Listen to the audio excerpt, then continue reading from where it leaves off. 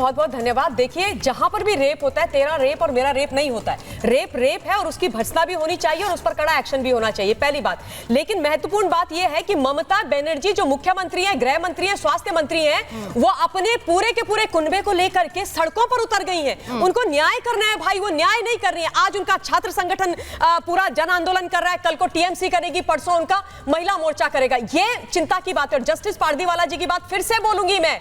उन्होंने बोला कि 30 साल के अपने करियर में उन्होंने ऐसा मामला नहीं देखा। ये मैं नहीं बोल रही हूं, ये सुप्रीम कोर्ट के जस्टिस पारदीवाला बोल रहे हैं। इसका मतलब चिंताजनक बात है। अब आप बताइए कि ममता बनर्जी ने जब अपने छात्र संगठन के ऊपर अपना भाषण दिया था तो उन्होंने वहां पर जो डॉक्टर्स हैं, जिस डॉक्टर बेटी के साथ इतना बड़ा कांड हुआ, उसके समर्थन में जो डॉक्टर्स उतरे अपनी चिंता करते हुए, क्या बोला ममता बनर्जी ने? उनको बोला कि मुझे सुप्रीम कोर्ट ने बोला है कि मैं तुम्हारे खिलाफ एक्शन ले सकती हूं।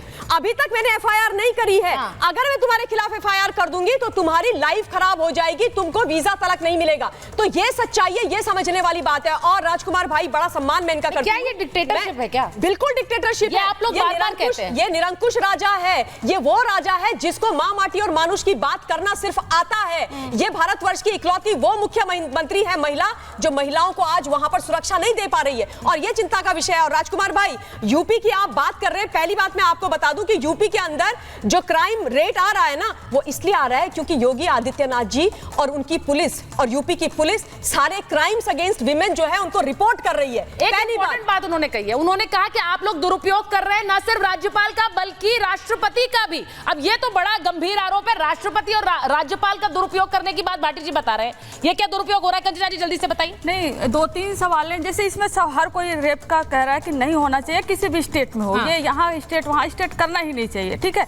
सब यहाँ पर ये एक्सेप्ट कर रहे हैं। लेकिन एक बात मुझे समझ नहीं आ रही है, हर कोई कह रहा है कि ममता बनर्जी अपने ही सरकार के खिलाफ क्यों निकल गए। अपने सरकार के खिलाफ नहीं निकली हैं। जो बलात्कारी हैं उनको जल्द से जल्द सजा मिले। सीबीआई उस केस को ली है और सुप्रीम कोर्ट ने खुद इस केस को देख रही है, तो उसको जल्द से जल्द सजा मिले, इसलिए वो रोड पर निकली हैं। अगर ममता बनर्जी, एक सेकंड, अगर ममता बनर्जी, लेकिन सवाल इसलिए उठ रहा है क्योंकि ममता बनर्जी खुद प्रदर्शन करती है तो ठीक है, बाकी करते हैं तो उन पर लाठियां चलेंगी। एक से एक मैं जवाब देती हूँ इसका। बोलिए। ये ममता बनर्जी प्रोटेस्ट करे तो गलत है क्योंकि वो सत्ता में है। लेकिन वहीं अजीत पवार अपने ही सरकार के खिलाफ महाराष्ट्र में कल विरोध प्रदर्शन किए, मौन प्रदर्शन किए, वो सही हो गया। Ajit Pawar deputy chief minister है महाराष्ट्र को, वो सही हो गया। और जब व्यापम घोटाला हुआ था मध्य प्रदेश में, शिवराज सिंह चौहान अपने ही सरकार के खिलाफ प्रदर्शन कर रहे थे कि उनके सरकार में जो भी लोग जो आईएएस ऑफिसर, आईपीएस ऑफिसर है, वो सही से काम नहीं कर रहे, वो अपने एक सरकार के खिलाफ प्रदर्शन करे, ठीक है। लेकिन ममता बनर्जी एक बलात्कारी को सजा दिलाने के लिए विरोध प्रदर्शन नहीं कर सकती। ये कैसा दोगलापन है? जी, मैं फिर से कहूंगी, प्रदर्शन पर सवाल नहीं है, सवाल इस पर है कि ममता जो करेंगी वो सही है, दूसरा प्रदर्शन करेगा तो सवाल क्यों है? सवाल ये है, सवाल यही है। हाँ, बोलिए बोलिए बोलिए। एक मिनट कंप्लीट कर लो, कंप्लीट बोलिए। कल गाजियाबाद में एक 14 साल की नाबालिग बच्ची का रेप दिखाया हमने। पुलिस ने वहां पर जो प्रदर्शन कर रहे थे उनके ऊपर लाठीचार्ज की। सही है क्या?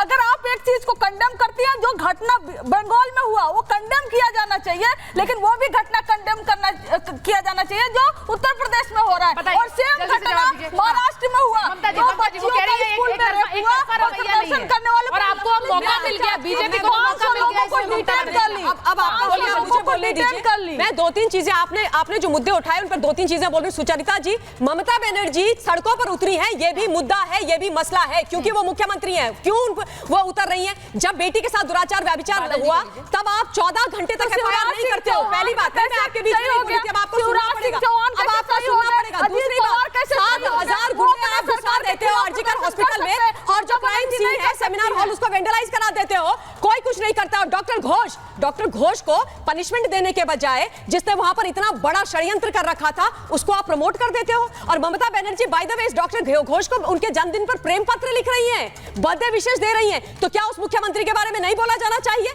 क्या नहीं बोला जाना चाहिए? अपने डॉक्टर्स को धमका रही है, वो जो छात्र हैं उनको गुंडे मवाली बुला रही है, उनको बोल रही है भाड़े के लोग हैं। ममता बनर्जी को यह याद रखना चाहिए कि अगर जनता डिसेंट में है तो उनकी बात सुननी पड़ेगी, वो उनके वोटर भी हैं और उनकी जिम्मेदारी भी है। तो ये कोई तरीका नहीं होता है, ये कोई तरीका नहीं होता है, ये गलत है, ये सेलेक्टिव एटीट्यूड नहीं है। सिर्फ भारतीय जनता पार्टी का हो सकता है। अगर आप उन पर सवाल करें तो आपको सवाल क्या ब्रिजभूषण सिंह पर नहीं उठना चाहिए? अरे भैया, जब जब डिबेट होती है सब चीजों पर बोला गया है, जब जब डिबेट होती है सब चीजों पर आप लोग एक मिनट मैं इसको मैं जरा ममता जी कंचना जी ममता जी लेट मी फोकस। मुझे जो इस वक्त बंगाल की स्थिति है उस पर फोकस करना है। आपसे काउंटर सवाल कंचना जी मैं इस वक्त इस बात पर फोकस कर रही हूँ। पूरे देश की नजर इस बात पर है कि बंगाल में क्या कुछ बड़ा होगा, क्योंकि जिस तरह से वहां पर प्रदर्शन हुआ, उसके बाद एनएचआरसी लेटर लिख रही है, उसके बाद वहां पर गवर्नर बार बार गृह मंत्री से मुलाकात कर रहे हैं, राष्ट्रपति ने भी दुख जाहिर किया है और उन्होंने कहा कि अब बस हो गया। अब ये सब एक तरह से इशारा कर रहे हैं कि क्या कोई बंगाल को लेकर एक नीति या रणनीति केंद्र बना रहा है, क्योंकि आरोप ये लगता है आप पर शिवम कि बंगाल में अगर राजनीतिक रूप से आप नहीं हासिल कर पाए तो इस रास्ते से आप सत्ता हासिल करना चाहते हैं। नहीं, पहली बात तो ये कि अगर भाटी जी कहते हैं कि क्या इस तरीके के केसेस से लेकर अगर सिर्फ जो है राष्ट्रपति शासन लगाया जाएगा तो क्या ये मतलब ज्यादती नहीं होगी? मैं मानता हूं ये अपने आप में बहुत ही दुखद बात है। ठीक है, बंगाल क्लासिक केस है महिलाओं के विषय में, जिस तरह की स्थितियां वहां पिछले 10 साल में, उसमें थोड़ा सा एग्जाम्पल देता हूं। किसी ने गाजियाबाद गिना दिया, कोई बिहार गिना देगा, नहीं मैं उसमें नहीं जाना चाहता, लेकिन सच्चाई ये है कि 2014 से बंगाल में आज तक एक भी क्राइम अगेंस्ट वुमेन यानी कि महिलाओं के खिलाफ अपराध में एक भी आदमी कन्विक्ट नहीं हुआ है। बताइए बादल देवना जी, अभी मुझे थोड़ा समय और दे दीजिए, थोड़ा समय और दे दीजिए। इसके अलावा इन्होंने कहा कि उत्तर प्रदेश में तो सबसे बुरा हाल है। उत्तर प्रदेश हिंदुस्तान का इकलौता ऐसा राज्य है जहां पर महिलाओं के खिलाफ अपराध में 70% यानी कि 70.8% अपराधों को जो है अंजाम तक पहुंचाया जा रहा है। अब बंगाल में आते हैं वापस। बंगाल में महिलाओं के खिलाफ होने वाले दर्ज होने वाले मुकदमों में सिर्फ 2.5% कन्विक्शन रेट है।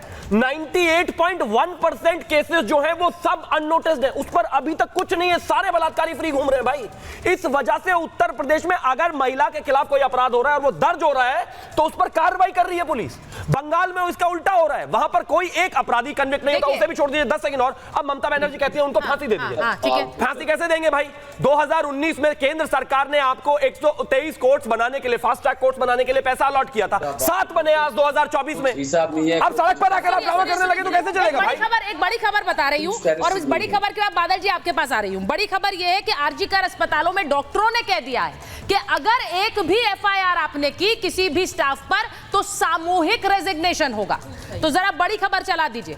बड़ी खबर यही है, आरजी कर अस्पताल में वहां पर सामूहिक इस्तीफे की मांग उठ गई है। अब मुझे यह बताइए, यहां ऐसा तो नहीं है कि अस्पताल के अंदर हर कोई ममता विरोधी है भाटी जी? वहां पर वो कह रहे हैं आप अगर एफआईआर करेंगे तो हम सामूहिक इस्तीफा देंगे। बादल जी के पास एक बार चलिए। बादल जी जरा इस पर जवाब दे दीजिए, ममता बनर्जी के विरोध में ये हो रहा है क्या? क्योंकि वहां सब एकजुट हो गए। मैडम बहुत सारे सवाल आ गया, बोलिए। थोड़ा 2 मिनट टाइम दीजिए, थोड़ा 2 मिनट टाइम दीजिए, उसके बाद मैं कुछ नहीं बोलूंगा। दूसरा पहला बात है आपका गवर्नर का मुद्दा था। गवर्नर के खिलाफ बंगाल में 6 महीने से राजभवन में महिला के ऊपर अत्याचार, राजभवन के खिलाफ एक केस दर्ज हुआ और एक दिल्ली में बंगो भवन जहां पर राजभवन राज्यपाल के खिलाफ एक रेप केस सुप्रीम कोर्ट में चल रहा है। इसलिए ममता दीदी ने राजभवन राज्यपाल को बार बार बोला, राज्यपाल बहुत बार बिल अटक के रख रहा है, विधानसभा का बिल, और अमित शाह मोदी जी को कहा ये राज्यपाल को हटा दीजिए। और कल अमित शाह जी ने राज्यपाल को बुलाया